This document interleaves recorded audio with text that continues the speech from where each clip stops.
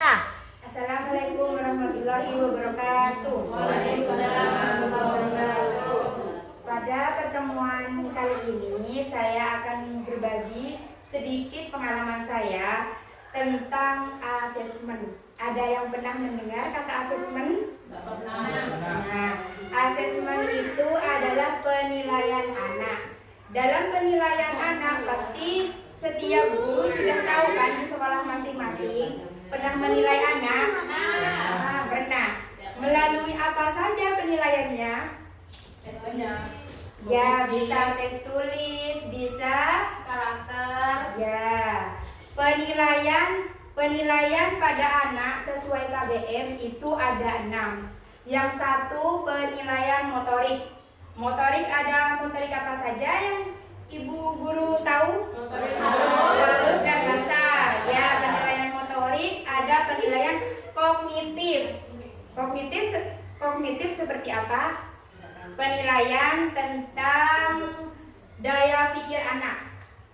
Terus ada penilaian tentang moral dan agama. Contohnya praktik sholat, praktik mengaji itu masuk ke penilaian agama dan moral. Terus ada lagi penilaian seni. Seni bisa mewarnai, terus bisa juga semacam pengenalan lagu-lagu, itu bisa masuk seni. Terus ada lagi penilaian tentang bahasa. Kita sebagai guru harus tahu tentang penilaian bahasa. Itu mencakup dari cara interaksi anak-anak sesama teman. Itu bisa. Terus ada penilaian tentang sosial dan emosional. Kita harus bisa menilai tentang emosional anak. Anak itu bisa tidak berinteraksi dengan sesama temannya. Terus dalam menghadapi masalah itu dia seperti apa. Jadi itu ya. Selain penilaian tersebut ada juga kita setelah melakukan proses pembelajaran, kegiatan belajar mengajar di dalam kelas, itu kita sebagai guru harus bisa melakukan asesmen. Asesmen itu tujuannya untuk kita mengetahui sudah sampai mana pengetahuan anak itu, sudah sampai mana perkembangan anak itu, seperti itu. Di dalam asesmen yang terbaru hari ini, kali ini saya akan menjelaskan kalau di asesmen itu ada dua. Yang satu instrumen, ada metode. Kalau metode itu mencakup tentang kita dalam proses mengajar itu. Contohnya, kalau metode ada metode kinerja.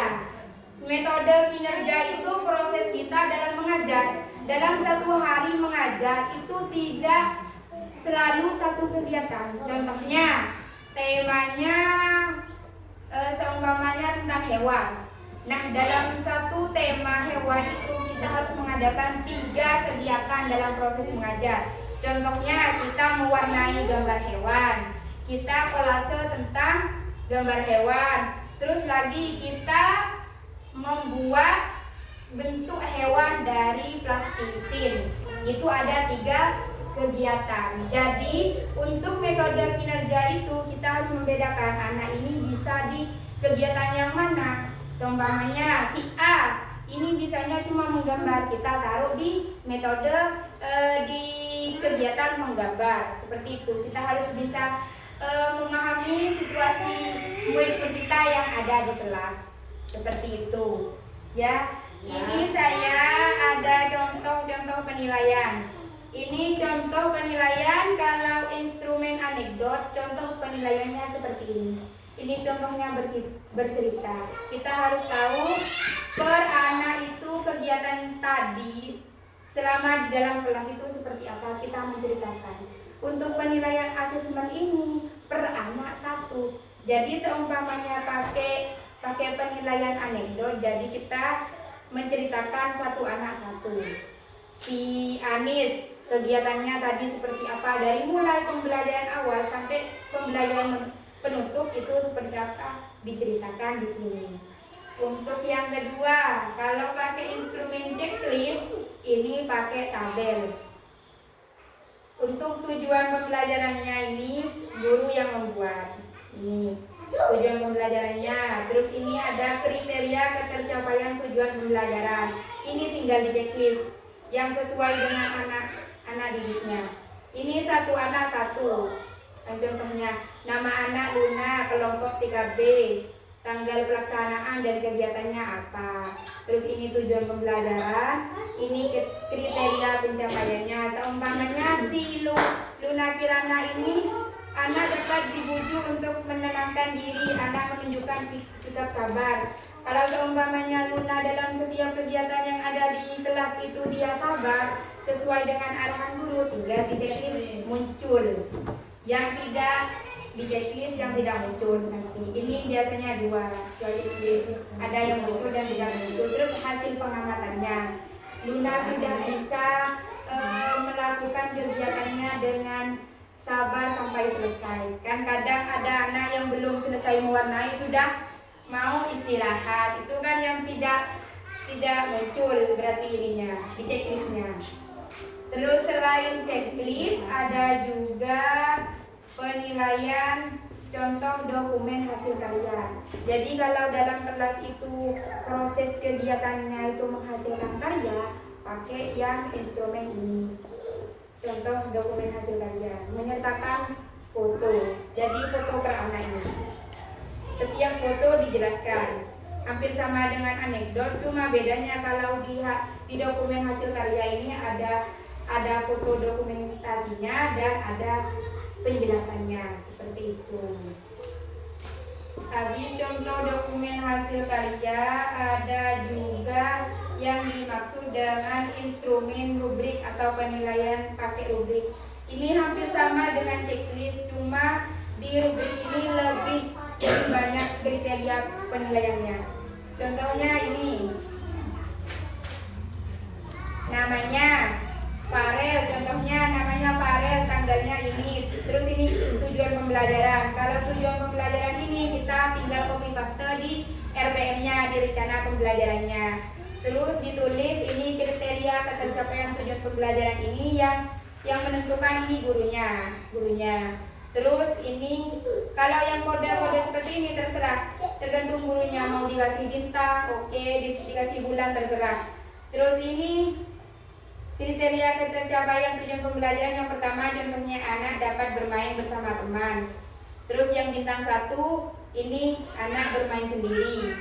Yang bintang 2 anak bermain bersama teman dengan kegiatan yang berbeda. Yang ketiga anak bermain bersama teman tetapi dengan tujuan yang berbeda. Pokoknya yang bintang 1, 2, 3, dan 4 ini kriteria penilaiannya beda-beda.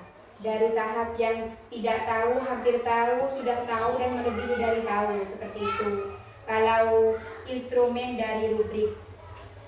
Kalau di asesmen itu ada 4 metode, ada 3 macam metode. Teknik observasi, teknik kinerja, dan teknik portofolio. Teknik observasi itu contohnya kita mengamati kegiatan anak. Observasi itu mengamati. Jadi cara penilaiannya itu kita mengamati kegiatan anak, nanti ditaruh di checklist observasi, ada lembar observasi juga. Terus yang kedua itu teknik kinerja, seperti tadi mengadakan kegiatan dalam satu pembelajaran ada 3 kegiatan. Terus yang nomor 3 itu teknik portofolio. Teknik portofolio itu biasanya seperti hasil karya, pembelajaran yang menghasilkan karya. Seperti apa? Tuh, seumpamanya membuat bunga dari kertas origami itu masuk ke portofolio karena menghasilkan karya. Terus hasil penilaiannya itu pakai yang contoh tadi yang ada foto-foto terus ada penjelasannya, itu masuk itu. Ada yang pernah menggunakan penilaian yang sudah saya sebutkan tadi? Ada yang pernah di sekolahnya, ada yang pernah mencoba untuk penilaian? Pernah. Oh iya, itu kan cuma gambarnya aja, penilaiannya belum. Kalau portofolio tetap buat seperti ini, karya tetap dibuatkan seperti ini kan bisa nanti kalau pembuatan rapor itu bisa dibuka dilihat, jadi kita tidak bingung pas pembuatan rapor, bisa kita lihat dari hasil penilaian setiap hari seperti itu. Ada yang mau ditanyakan? Ada. Kalau asesmen ini soalnya materinya cuma tentang instrumen dengan teknik kinerjanya saja, terus dari contoh-contoh asesmennya seperti itu. Kalau asesmen ini dilakukan setelah pembelajaran berlangsung. Umpamanya dari tadi kita sudah proses pembelajaran di kelas, jadi setelah anak pulang, bagi guru-guru kelas itu melakukan penilaian itu setiap hari.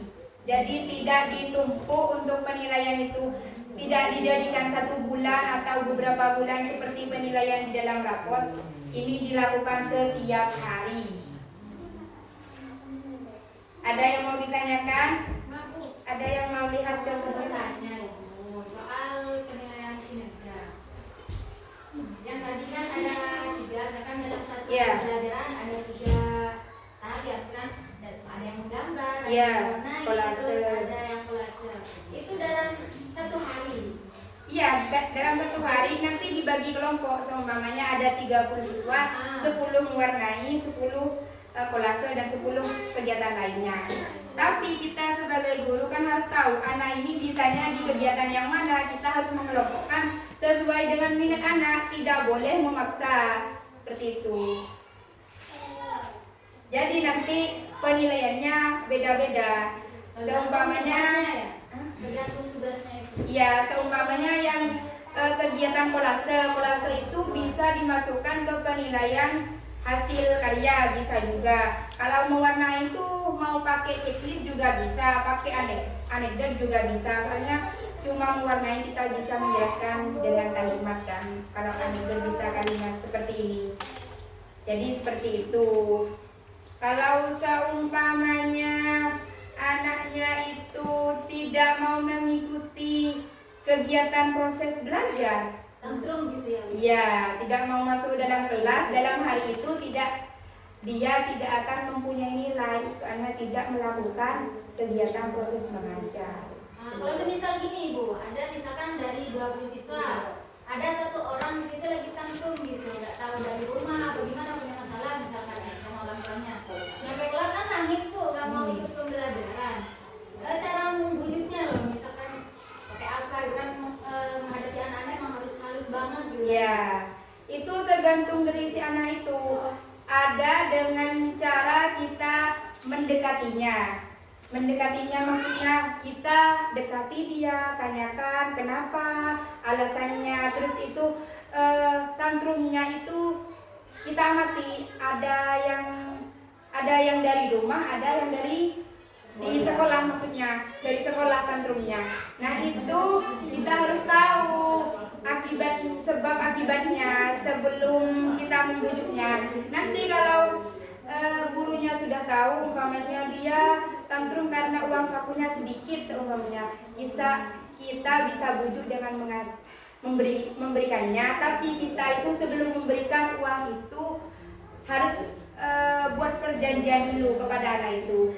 Ya, ibu nanti kasih ya uang saku, ibu tambah uang sakunya asalkan kamu masuk ke dalam kelas harus mengikuti proses pembelajaran dengan baik. Nanti ibu kasih seperti itu. Biasanya anak kalau dikasih perjanjian terlebih dahulu dia akan ikut. Soalnya anak jarang-jarang yang mau mengingkari janji untuk anak-anak PAUD.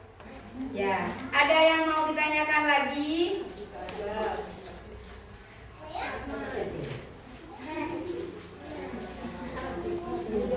Ada yang pernah melakukan penilaian rubrik?